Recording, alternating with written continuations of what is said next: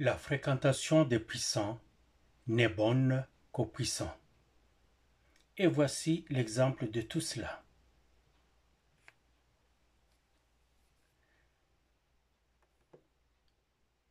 Quand le président Tshisekedi est allé voir les Américains pour faire le deal, pour marchander la paix, il a été critiqué par les autres pays du monde, africains et européens, et surtout de l'Union européenne, sur toutes les chaînes de l'Europe, que ce soit sur BBC, LCI, BMF TV, TV5, RFI, on l'a critiqué, on l'a dépecé en morceaux, on riait de la RDC. Mais il n'a pas lâché, il a continué parce qu'il n'avait pas de choix. Et tant mieux, parce que nous étions vraiment mal en point. Nous ne sommes pas encore sortis du bois, parce que jusque-là, il n'y a rien de concret qui se fait. Aussi longtemps qu'on ne voit pas les Américains investir chez nous, aussi longtemps qu'on ne voit pas les forces américaines venir pour sécuriser les zones à forte densité économique, aussi longtemps qu'on ne voit pas Tshisekedi au bureau ovale des États-Unis pour rencontrer Trump et passer tous ces accords, rien ne coulait dans le béton. Aussi longtemps que le M23 AFC et toutes les forces négatives occupent encore notre territoire et le gèrent à volonté, nous ne sommes pas sortis de bois et il n'y a rien de coulé dans le béton. Mais vous avez vu ces dirigeants européens qui sont allés nuitamment à Washington pour rencontrer le président Trump. Et ils arrivent à Washington, le président Trump le fait asseoir dans une salle, dans un bureau de la Maison-Blanche. En ce moment-là, il s'entretient avec le président ukrainien Volodymyr Zelensky. Volodymyr Zelensky est venu flanqué par tous ces dirigeants européens pour que Trump puisse changer sa position, car il a rencontré le président russe, Vladimir Poutine, et les deux puissants se sont mis d'accord sur certains points, incluant ce qui est de l'Ukraine, comme quoi on devait plutôt négocier la paix et non pas imposer un cessez-le-feu. Les Européens étaient à vociférer, frapper sur la table, crier que la Russie ne peut rien leur imposer, blablabla, parce que eux, ils font la guerre à la Russie par l'entremise des États-Unis. Les États-Unis trouvent qu'il n'y a pas d'issue à cette guerre autre que la victoire de la Russie. Et ils ne veulent pas perdre face. Alors, les deux puissants, la Russie et les États-Unis, se sont rencontrés sur le sol américain, en Alaska. Je vous ai parlé de l'histoire entre les deux. Ces deux pays-là sont vraiment voisins. La partie d'Alaska la plus proche de la Russie, on parle de 4 km, donc c'est pas gros. Vous regardez dans les jumelles d'observation tactique, là, vous voyez, c'est comme si c'était la porte à côté. Et les missiles qui vont quitter la Russie pour les États-Unis arrivent vite. Ce qui quitte les États-Unis pour la Russie arrive vite. Ces deux pays-là sont conscients de leur puissance et de leur proximité et surtout de leur histoire ensemble. Ils ont toujours été alliés dans tous les moments difficiles que les États-Unis ont connus, ou la Russie. Sauf ces Européens-là qui détestent la Russie avec passion et qui voudraient voir ce pays-là détruit. Mais ils ne réussiront pas. Ils ne réussiront presque jamais. Bon, on ne dit jamais, dire jamais, mais l'histoire nous montre que les Européens ont essayé plusieurs fois et c'est eux qui perdaient. La Russie gagnait plus de territoire. Et voilà encore, ils ont fait la guerre à la Russie. La Russie est en train de gagner beaucoup de territoire en Ukraine. Et si l'Ukraine n'ouvre pas les yeux, ils perdront tout. Maintenant, quand ils voient que les États-Unis et la Russie se rencontrent pour parler entre égales, ils se retrouvent, ces Européens, dans une situation vraiment désagréable. Et ils ont demandé à Trump de les recevoir. Il les a reçus de la manière la plus humiliante. Parce qu'il n'avait pas besoin d'eux. Il voulait parler au seul président ukrainien de ses entretiens avec le russe Vladimir Poutine. Mais tous ces Européens sont venus. Ils se sont invités à table. Alors Trump les a fait attendre dans une salle à côté. Ils viennent se mettre au pied des États-Unis. Vous qui êtes habitués au discours, ou plutôt aux propos tenus ici au conspiratorium, vous pouvez vous rappeler que chaque fois nous disons ici au conspiratorium qu'il est inutile d'aller parler aux Européens de ceux dont on parle avec les Américains. La raison est simple. Ce sont les Américains qui contrôlent l'Union européenne et l'Europe et le reste même. Ce que les Européens font, c'est ce que les Américains leur laissent faire ou leur ordonnent de faire ou tolèrent que les Européens fassent. Alors, quant à faire, il est bon de parler plutôt avec les Américains que d'aller perdre du temps à parler, à négocier avec les Européens qui ne valent rien. Alors, rien au vu des Américains et qui ne valent rien, absolument rien, du point de vue politique international face aux Américains. Les Américains ont fait du Rwanda ce qu'il est et ont fait de la RDC ce qu'il est aujourd'hui. Ils ont donné les moyens au Rwanda de nous faire ce qu'il nous fait. Ils sont les seuls à arrêter le Rwanda. Et Tshisekedi a bien fait d'aller les voir et surtout de les amener à comprendre qu'il est bon. Il est suffisamment bon. Il est d'ailleurs maintenant plus que temps d'aller avec les Congolais seulement. Les Rwandais et le Rwanda savent que si la RDC traite avec l'Amérique, c'est la chute libre pour le Rwanda. Tous ceux qui ont investi au Rwanda, qui ont construit le Rwanda, car tous les buildings que vous voyez au Rwanda, là, les routes, les restaurants, les hôtels, tout ce que vous voyez au Rwanda appartient aux investisseurs étrangers.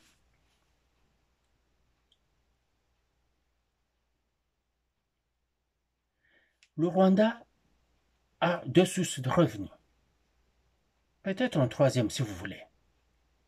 Le plus gros, 60%, c'est du vol des matières premières et accessoires en RDC.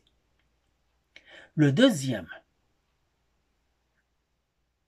30%, c'est l'aide directe des Occidentaux.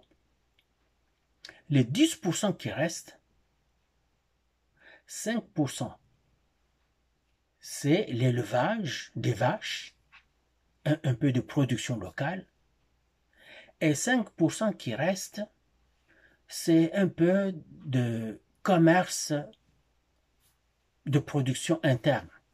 Donc le Rwanda n'a rien.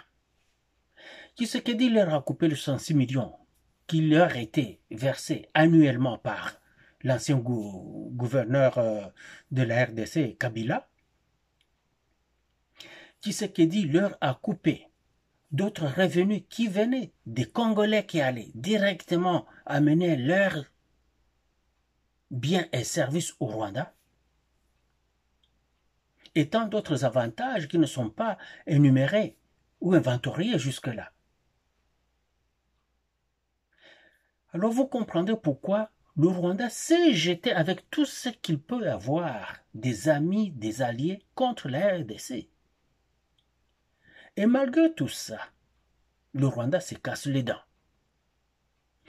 J'étais d'avis comme quoi on aurait dû attaquer le Rwanda quand c'était encore Bunagana qui était occupé.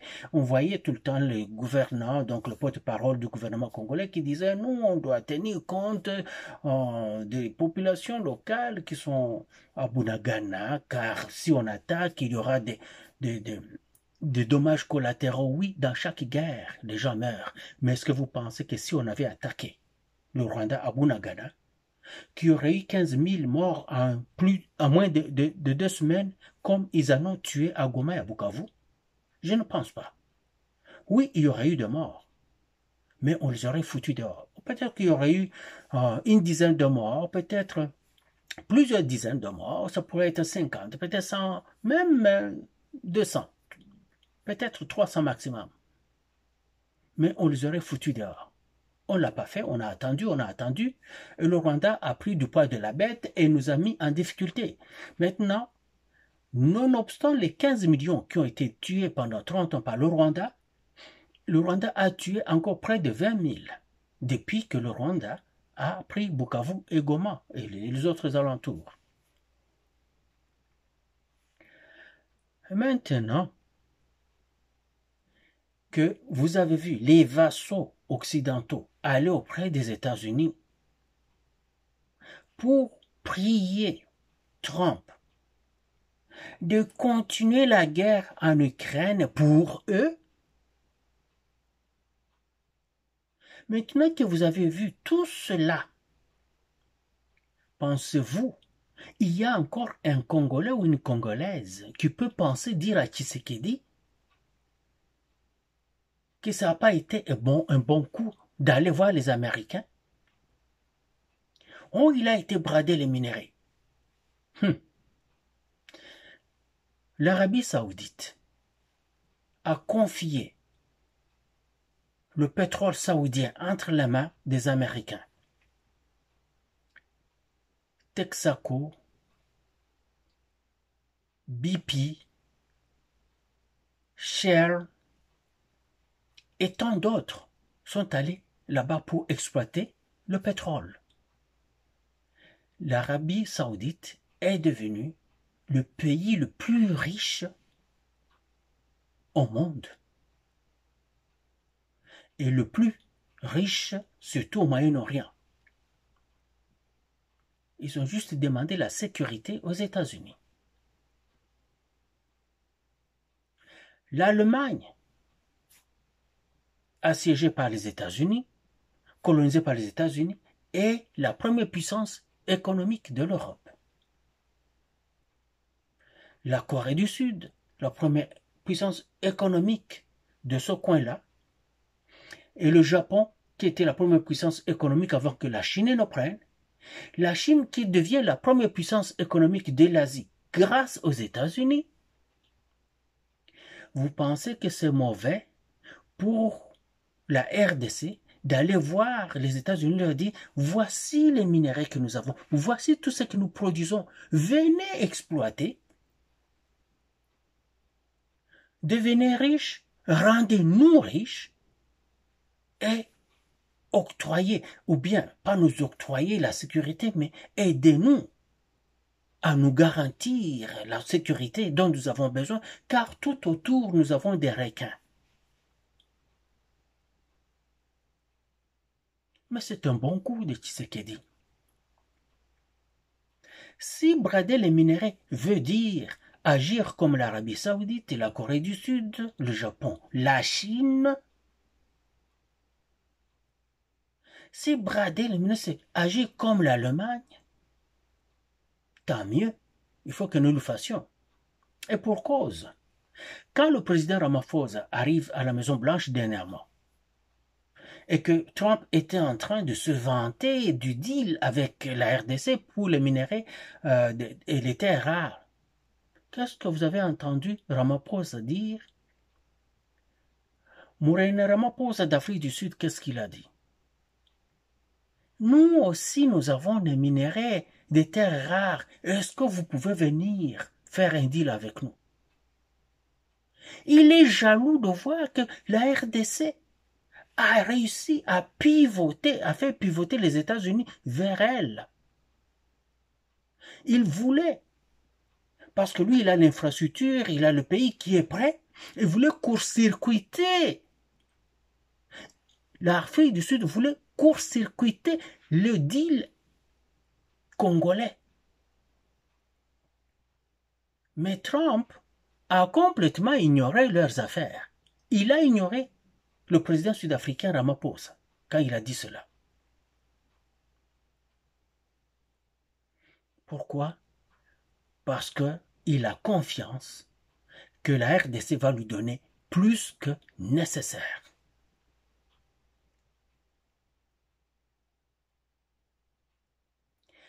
Alors, quand vous entendez les gens rire de notre deal avec les Américains, c'est juste parce qu'ils sont jaloux de ça. Il nous suffira d'avoir les étrangers en dehors de notre pays pendant 1 an. Quand ces pays envahisseurs vont retirer leurs troupes et que nous allons être libres de gérer nos affaires à l'interne sans interférence, on n'aura pas besoin de 5 ans. On n'aura pas besoin de 3 ans non plus. Peut-être 2 ans nous suffiront. Nous allons avoir une armée redoutable.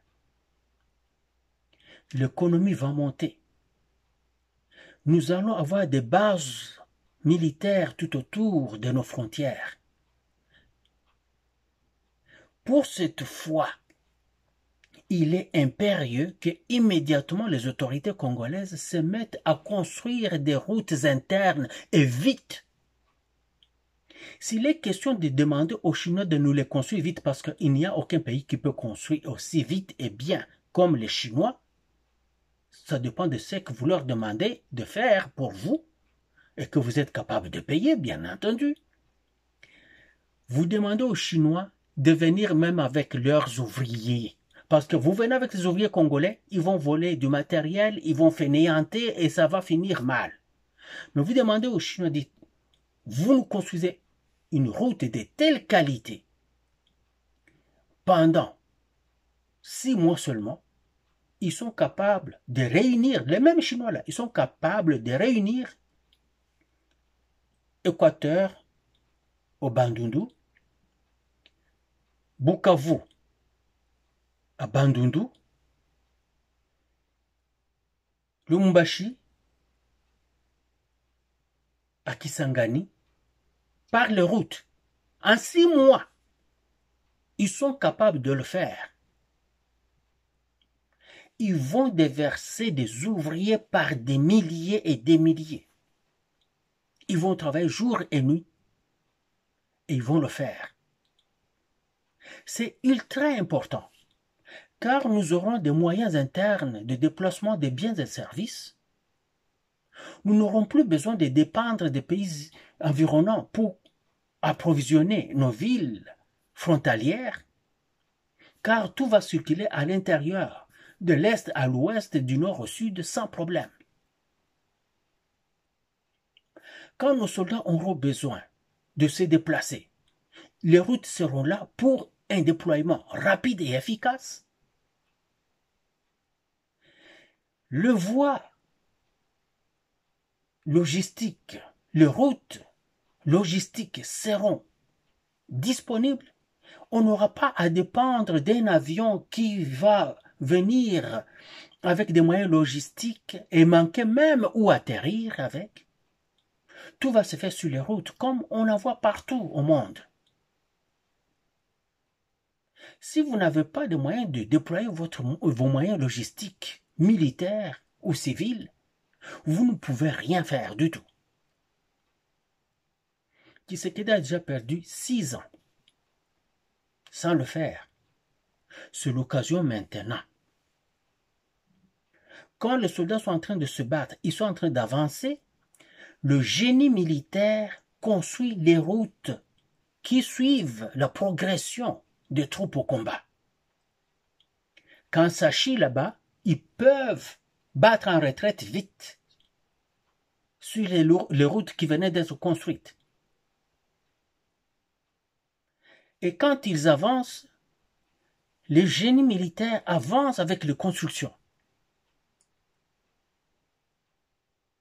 Et c'est ainsi qu'on construit partout au monde.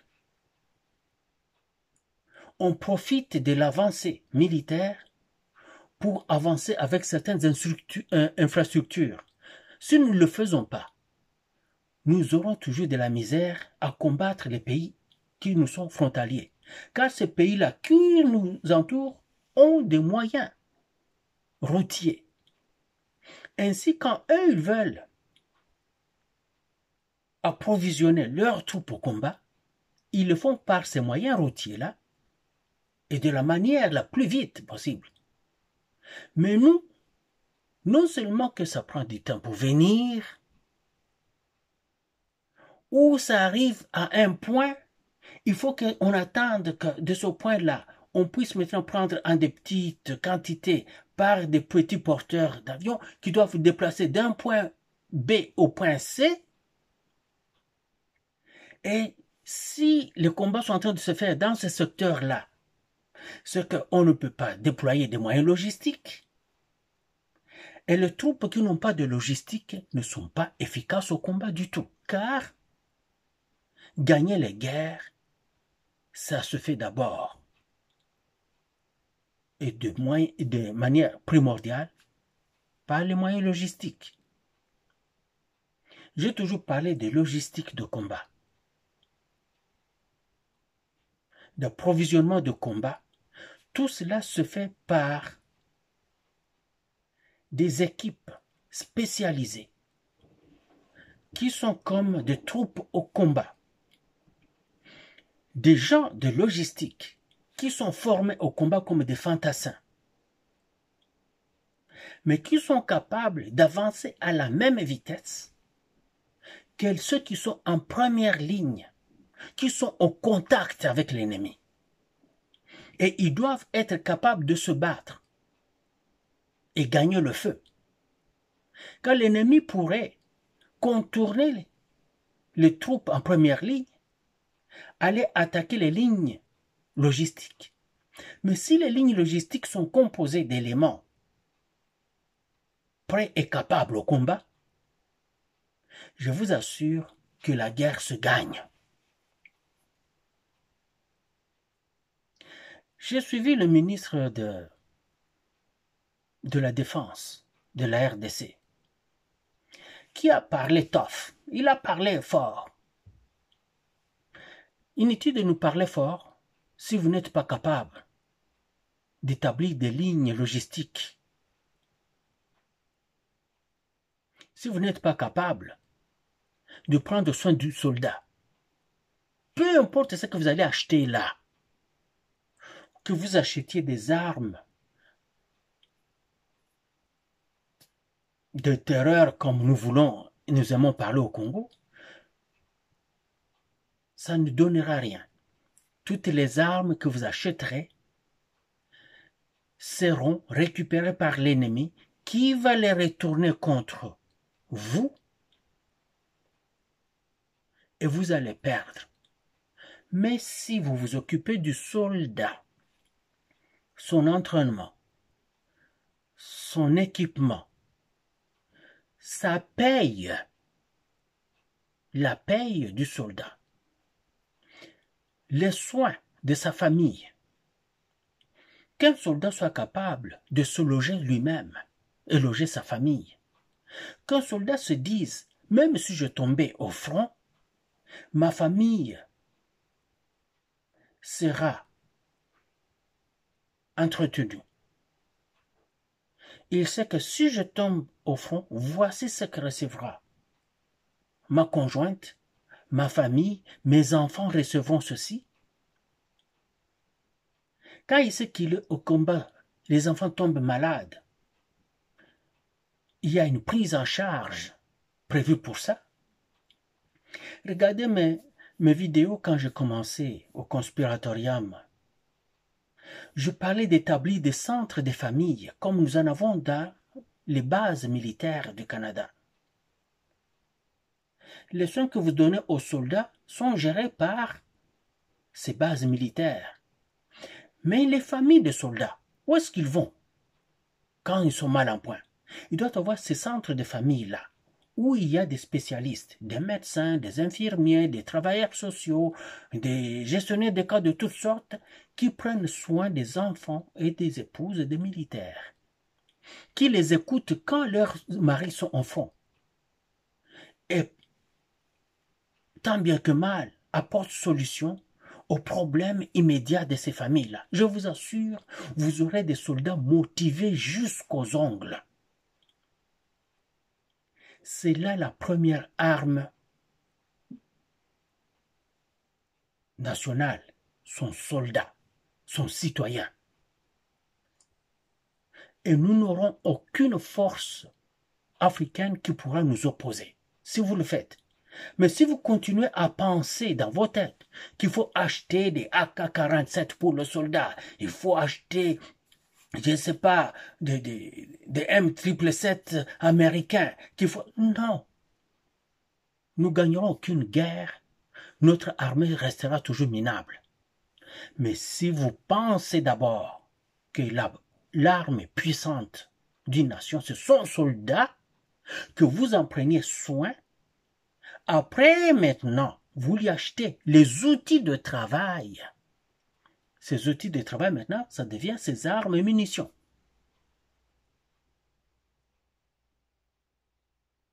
Mais qu'il faut d'abord prendre soin du soldat. Si vous faites cela, vous viendrez vous-même, ici au conspiratorium, me dire, cher frère, vous aviez complètement raison.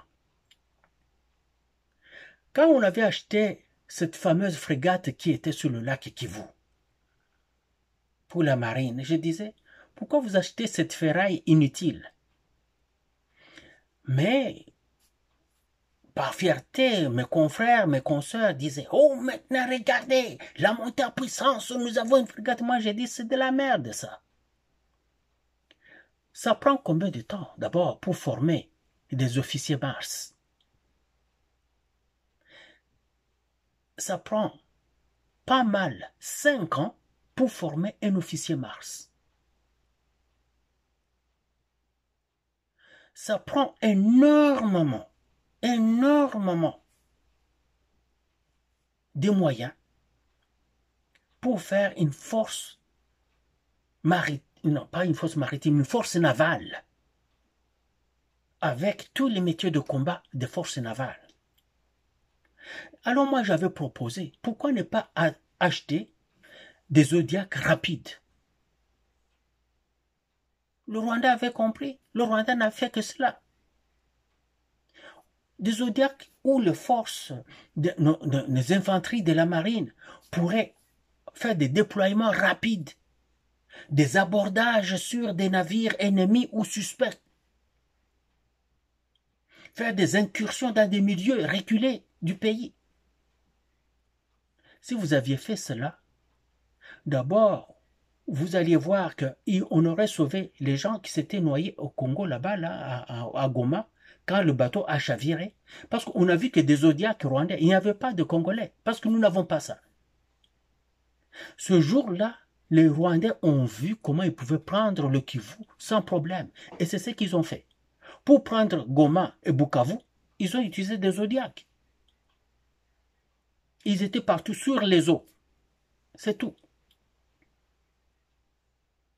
Mais nous, on n'a même pas une petite pirogue pour les marins.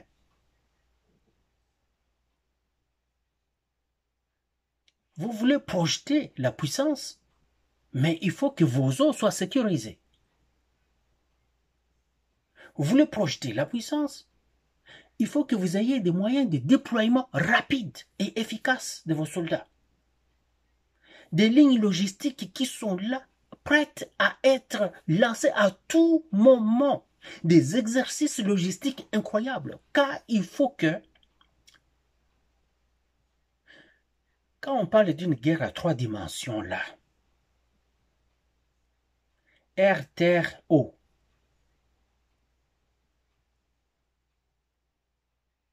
il faut que tous ces moyens-là soient capables d'être combinés à une seule force opérationnelle. Mais vous n'avez pas l'armée de l'air, vous n'avez pas l'armée de mer, les forces navales, et vous n'avez même pas l'armée de terre,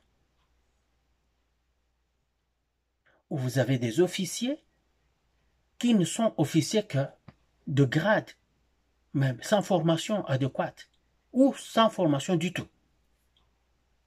Vous les gardez là, lesquels passent leur temps à faire du commerce, courir les femmes, les filles, et qui amènent le soldat à ne faire que des selfies, montrer des biceps, sans que les biceps ne soient dans la tête. Et dès qu'ils entendent un coup de canon, ils se sauvent tous, ils jettent les armes, ils jettent leurs uniformes.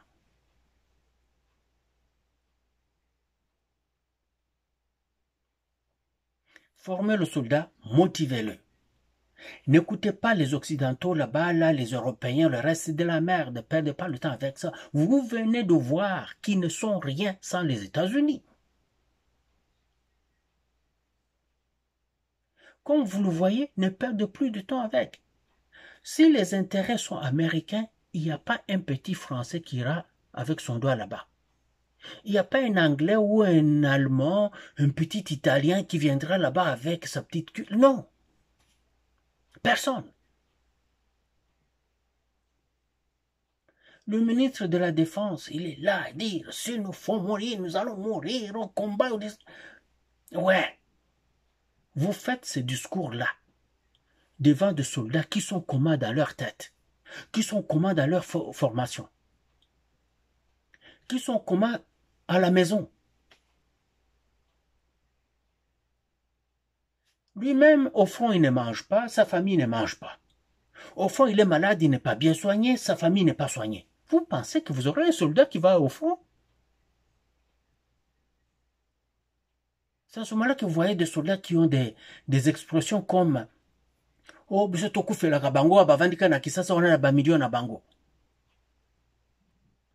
Un soldat qui est au front, qui n'a même pas 1000 dollars par mois au front, il voit un député qui est de connivence avec les ennemis.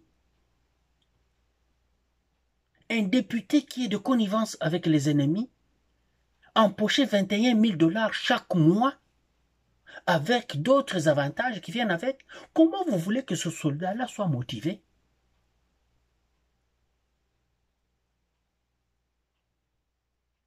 Un général qui n'a pas 1000 dollars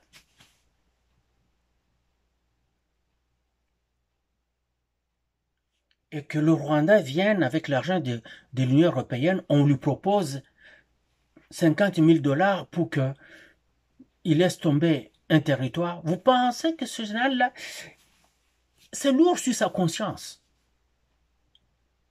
Il se bat avec, parce que c'est dit, regardez Kinshasa, ce que les députés reçoivent chaque mois. Les ministres, on n'en parle pas. Des détournements, il n'y a personne qui est puni. On voit le projet Tchilégelou, l'argent sorti, bouffé. Il n'y a personne qui est arrêté. Il y a la route de Kalambamboujiki, les fonds sont sortis, bouffés. Il n'y a personne qui est arrêté. Il n'y a pas de compte rendu. Il n'y a personne dont on saisit les biens volés. On voit le projet des 100 jours, Kamer qui a détourné le fonds. On ne lui a même pas retiré un seul dollar de tout ce qu'il a détourné, et plein de choses. On voit des bakongas, oh non, tout ça, ces gens le voient. Ils sont au courant de tout ça, ils voient. Ils ne peuvent pas être motivés. on va voir des gens qui, non seulement que leur conscience était déjà fragilisée, ils n'ont plus cette fibre patriotique qui est forte en eux. Alors, tout ça vient fragiliser le reste. Et ils sont prêts à vendre leur âme pour un pot de vin. Des ministres qui sont au gouvernement, qui logent les gens de M23 dans leur maison, payent les factures des hôtels, payent les employés qui sont dans les hôtels occupés par les M23. Vous allez dire, non, ils ne peuvent pas laisser leurs hôtels tomber à morceaux, il faut qu'ils continuent. Mais ils n'ont pas à payer la bouffe pour les M23. Ils n'ont pas à payer les employés pour les M23. Si les M23 vont réquisitionner ces hôtels-là, on dira oui, ils ont pris de force, alors ils laissent tout. Mais ils continuent à payer. Et ils sont au Sénat, ils sont au Parlement, ils sont au gouvernement. Le Kagnou Kala ou Kagnou qui est le porte-parole du M23, loge dans la maison du ministre du budget, l'ancien ministre du budget, Aimé Boji. Et ils sont amis. Vous ne demandez pas de compte à Aimé, vous ne le mettez pas dehors. Par contre, on lui donne un autre ministère. Oh!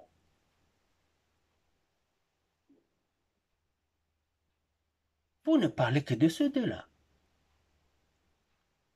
L'hôtel Orchidée, qui est le meilleur dans Bukavu, appartient à Badji Lukwebo, occupé par le M23. Toutes les factures sont payées régulièrement, les salaires sont payés régulièrement, les fournisseurs viennent toujours fournir auprès et sur la facture de Badji Lukwebo. Vous voulez vraiment que quelqu'un comme moi puisse comprendre cette situation? Je ne peux pas le comprendre. Badji Lukwebo n'est pas interpellé. Nous avons cette constitution qui met à mal notre pays.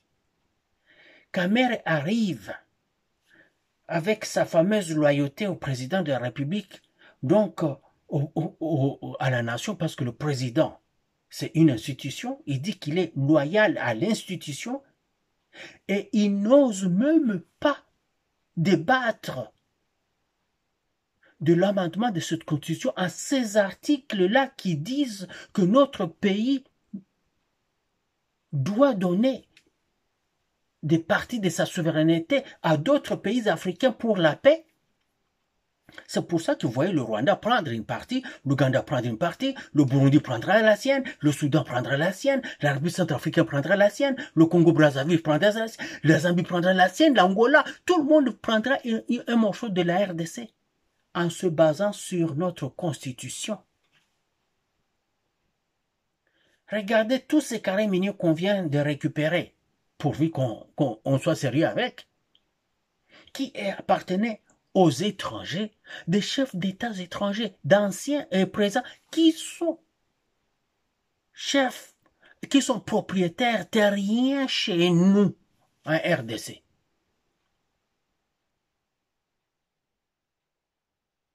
Et qui commencent à nous dire que nous ne connaissons pas l'histoire de chez nous. Eux, ils connaissent l'histoire de chez nous. Nous devons accepter les demandes du Rwanda.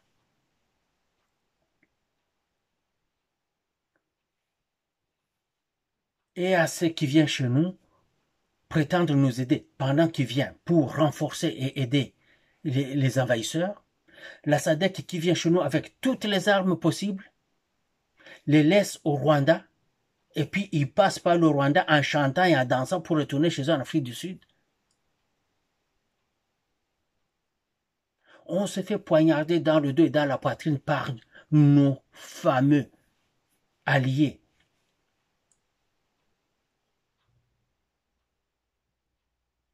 Et quelqu'un va dire qu'il ne faut pas aller avec les Américains. Wachagne, vous devez être malade.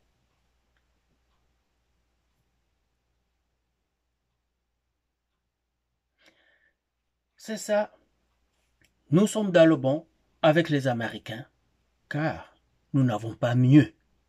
Et nous ferons mieux de s'y accrocher et de tout faire pour que ça aille vite.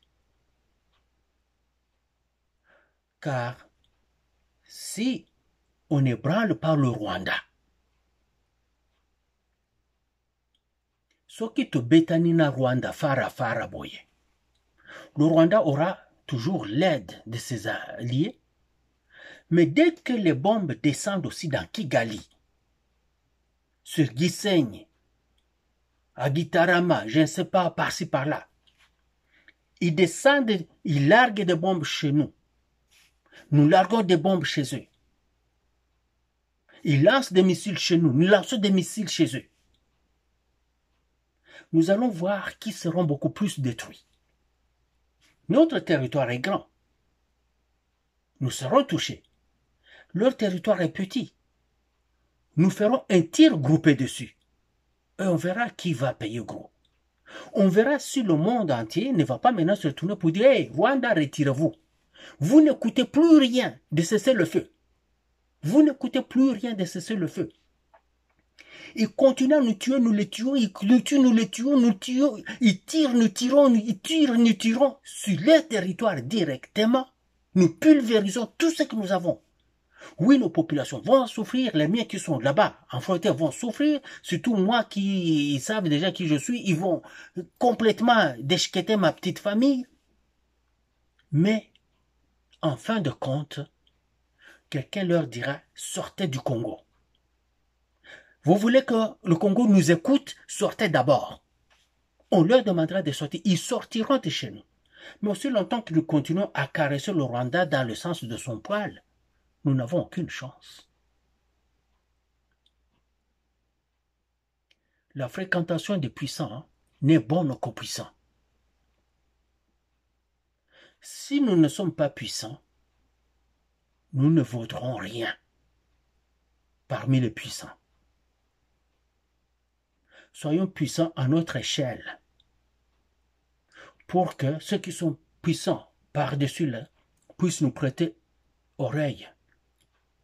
Et la seule façon de le faire, c'est de se battre. À armes inégales, on s'en fout. En moyens inégaux, on s'en fout. Il faut se battre. Si vous ne vous battez pas, vous êtes mangé. C'est mon opinion.